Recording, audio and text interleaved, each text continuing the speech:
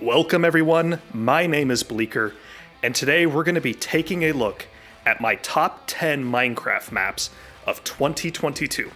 I've played 34 Minecraft maps this year, and I thought, hey, wouldn't it be fun to have all of these maps compete in a Battle Royale style fight against each other? Unfortunately, my lawyer says that's unethical, immoral, and illegal, so we're gonna have to settle for a top 10 list instead. Before we begin, for the Minecraft map to qualify for the list, I had to have played it at some point during 2022. The map didn't necessarily need to be released in 2022. I will be rating maps based on the quality of their builds, story, mechanics, and most importantly, how much I enjoyed playing them.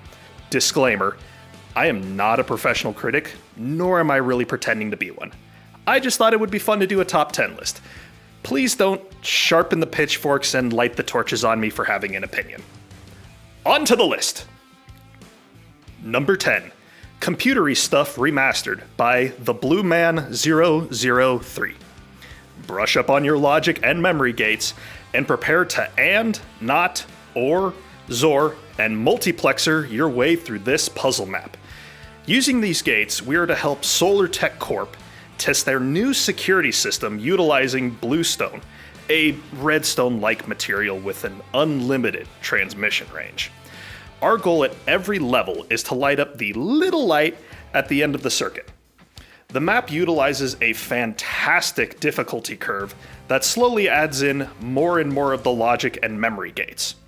Computery Stuff is a great map to introduce anyone to the basics of programming in a fun, low-stress environment. Was I low-stress when I played this? Absolutely not. Moving on. The command block work on this map is excellent, and is a great demonstration of how to take a simple concept, gate logic, and flush it out into a full and satisfying gameplay. Number 9. Jack's Death Course by Kuon. Mysteries, puzzles, epic fights, lame jokes. Welcome to Jack's Death Course, where the only way out is playing along. Not every Minecraft map has to push the envelope and come up with trend-setting mechanics or complicated features or even ambitious builds. Sometimes, falling back on old-school mechanics and sharp dialogue are the way to go about telling a great story. This is the case with Jack's Death Course. For me, this is the little map that could. This map harkens back to a much simpler time in map making and knocks it out of the park. The redstone, mechanics, builds, they're all basic, but the dialogue is hilarious, intelligent, and witty. The moment-to-moment gameplay and puzzles are fantastic. The focus on fun really elevates this map above its more complicated and ambitious peers. I'll take a simple but fun map over a complicated, ambitious, and grand, but ultimately mundane map any day. The antagonist of the map, Jack, is well written and witty. It's pretty likable. It really reminds me of Handsome Jack from the Borderlands series. Jack? Handsome Jack. We'll have to ponder on this more. While he's taunting you through the map, trying to kill you, you really don't know whether to hate the jack-o'-lantern or fall off your chair laughing. I found out after I did my playthrough of this map that this is the creator's very first map, and I am truly excited to see what they come up with for their next map outing. Before we continue on, these kinds of videos take a long time and a lot of effort to put together. So if you enjoy the video, please leave a like and subscribe. It's a small act, but it really helps feed the mighty YouTube algorithm, which helps the channel out a lot. Back to the action. Number 8, The Horror Experiment by my man, Mick5. You are an agent. You work for the Bureau of Unexplained Phenomena. You've been living in the quiet little town called Little Stapledon. Your mission here has been to find out what happened to 8 residents that disappeared from here, and all the information you have gathered so far points to the Grey Orphanage beyond the forest. Your story begins here. Given my history with Mick, is it any surprise that his map ended up on this list? Mick is a master at storytelling and an artist at map creation. From the very second you load into the map, you can tell it's been made with love, care, and several hundred hours of work. There's fully customized textures, cutscenes. At one point, there's a cutscene of you driving a car. I have never seen anything like that in a Minecraft map before. And it's a 30-second cutscene that took dozens upon dozens of hours to work out. But it really attests to Mick's commitment to quality. There's specially written music, animated items, some of the most advanced command blocks and redstone work I have ever seen, and a perfectly crafted, creepy atmosphere. The Horror Experiment is a Resident Evil-inspired map, and from the second you get into the meat and potatoes of this map, it's unnerving. All the mobs have been reskinned to be terrifying. But what I respect most about this map is that it manages to be scary without resorting to cheap jump scares. A jump scare is a release of tension, but this map holds onto and cultivates that tension all the way until the final cutscene. Plus a shameless plug, I did the trailer for this map and it turned out pretty great. Appreciate you, Mick. Number 7, Verticaloid by Fingermap. In the realm of the void, you've been sent from the Lightbox tests to try a new test chamber. Can you escape the chamber and overcome your limits in this puzzler? There are more tests. There always are. The tests on living matter are the worst, however, as they slowly disable and torment you and your ability to perform simple tasks. Do you give up or work around them? This is another puzzle map I really just adore, clearly since it's on my top 10 list. How can you play Minecraft when one of its core abilities is taken away? The premise of this map is how you would function if you lost your ability to jump. I get that the game is called Minecraft and not Jumpcraft, but I submit that jumping is a core mechanic. Moving on. I think that it is a beautiful question, and the answer is block puzzles. Lots and lots of block puzzles. The map maker really takes block puzzles to the extreme. You use block puzzles to navigate. You use block puzzles to power other contraptions. You use blocks to block lasers. The creator really took a look at the block puzzle and the problem of not being able to jump and thought, how many mechanics can I milk out of this? And there's a lovely ramping of difficulty as more and more gimmicks are added in. Since the ramping of difficulty was so masterfully paced, I was never once overwhelmed even during the final puzzles. The map texture pack is also super clean, and overall, has a very nice look to it. Number 6, Evernight Chapter 1 by Enzo. A portal found in a deep cavern, leading you to a mysterious dimension once ruled by 7 gems, but now the gems are scattered around the realms by an unknown force and reason, causing the realm to be stuck in eternal night. To go back to where you belong, you must retrieve the gems and save this world by conquering many kinds of challenges and bosses. And the mystery of this realm slowly unfolds as you progress. This map is beautiful. It has a plethora of RPG elements, 8 drastically different bosses, each with their own mechanics, a plethora of RPG elements, a level progression system, RPG elements, loot chests with loot tables, RPG elements, wonderfully and uniquely designed areas, and did I mention a plethora of RPG elements? I sure hope I mentioned that. Evernight takes the dial of adventure maps and cranks it to 11. This map could be flushed out into its own standalone RPG. It's amazing. The builds, the bosses, the systems in place are all unique, well executed, and fun. At one point in this map, you wander through a petrified forest made mostly of cobblestone and regular stone, and it was beautiful.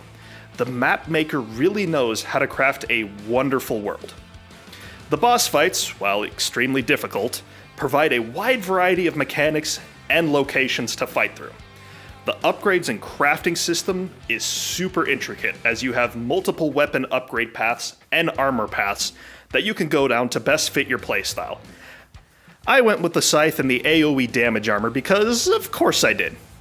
It was a very nice map, especially if you like fighting bosses. Number 5, Unsung Hero by Thorvald. The story sees you, a mason from a faraway land, as the last chance to save the villagers from the undead that are spreading across the world.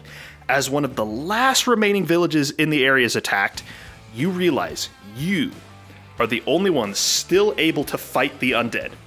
You embark on a dangerous quest through caves, mines, and dungeons in a desperate attempt to stop the undead. As it turns out, this was this creator's first crack in an adventure map, and it is near perfect. And I do not say that lightly. The builds are amazing. The mob's AI has been reprogrammed so that different mobs will attack you in different ways, such as dodging your attacks, or using melee weapons at close range, but switching to ranged weapons if you're further away. There is a system in place for chaining different weapon attacks to maximize damage.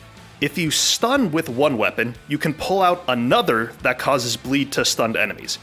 There's a system in place where if you hit an enemy with a hammer, their armor disappears, so you can deal more damage.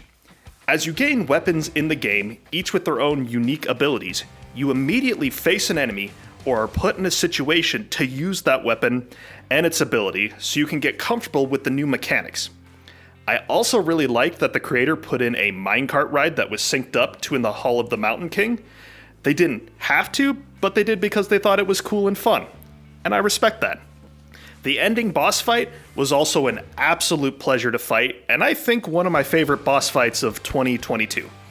Finally, the environment and the builds are incredible. This map takes a lot of notes of good game development and applies it to map making. I am personally excited to see what this creator does in the future. Number 4, Doomed, Demons of the Nether by Sabagi. Time to bust out the 7-string guitar, synthesizer, and chainsaw, cause we're going to Mars. Doomed Demons of the Nether is a beautiful recreation of Doom 2016 in Minecraft. When you play through this map, it has the same high-octane, adrenaline-fueled rush as Doom 2016. It is a beautiful map filled with puzzles, amazing structure work, and demons. Lots and lots of demons. The gameplay is super fast-paced and extremely fluid. All the weapons feel like they pack a punch, and the sound design is absolutely top-notch. There's boss fights and cutscenes, everything that you would want out of a Minecraft map. The most impressive part of this map is that there is no mod pack. It's just the resource pack and lots of redstone and command blocks. The map is an absolute pleasure to play. If you think Minecraft needs a kick in the teeth or you're getting bored, you're going to want to play this. Number 3, Worlds Collide by Tanner L. Worlds Collide is a Minecraft adventure map with absolutely no command blocks, no dedicated resource pack, and no teleportation tricks.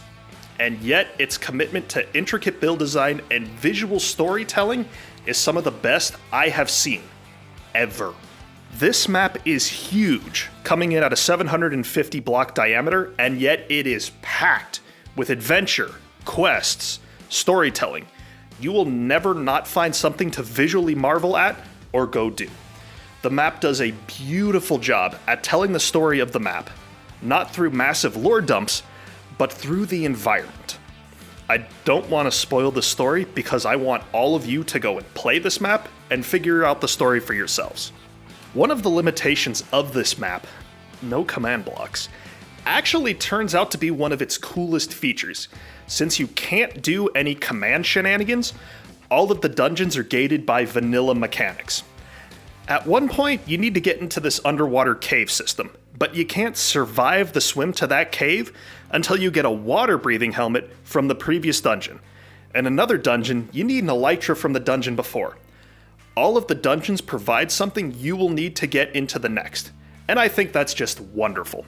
You don't see design like this often anymore.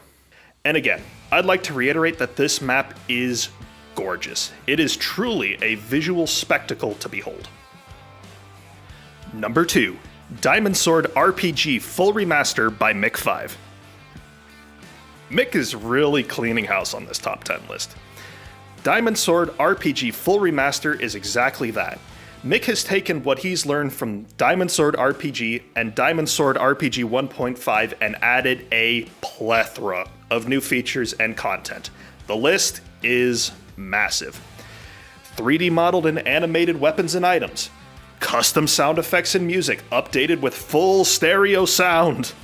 Modified custom data packs now run smoother. New texture packs loaded with the map. New boss models and characters. New retextured mobs with models, new cutscenes, new scripted events, new story quests and items, new gameplay features. The map is a spectacle to behold. It is beautifully built on top of the success and lessons of the previous 2 entries in the series to culminate in the classic adventure you see here. Mick has spent somewhere between 800 and 900 hours remaking this, and it shows. Diamond Sword Full Remaster harkens back to the classic hero's journey and adventure, heavily inspired by The Legend of Zelda, and you can tell. Mechanics that you are introduced to in earlier dungeons are carried forward and utilized all throughout the map. There's not a lot of one-off mechanics. Everything gets used multiple times to advance through the many dungeons and areas. And again, Mick is a master at crafting an environment and feeling. From the time you start to the time you finish, you feel as though you are on an epic quest. As I said back in the horror experiment, Mick is a master at redstone and command blocks, and all of it is brought to bear in this adventure map. This map is the map I use to review every other map against. Mick and this map are my gold standard for Minecraft maps, and what they should aspire to. Before we go on, here are a few honorable mentions. Year of Blood by LGSC Team, a Bloodborne and Dark Souls inspired map.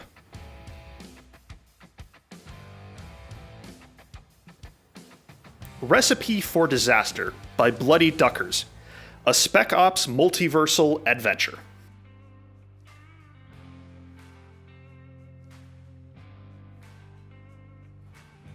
Number 1, The Dream Recorder by Teddy Player 1. Whilst trying out his new invention, the Dream Recorder, Teddy accidentally trapped himself and split his mind into pieces across his dreams. Fortunately, he's left you messages in the form of dream recordings.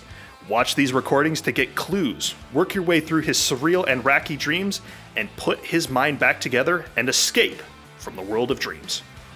Here we are at number 1 with the Dream Recorder.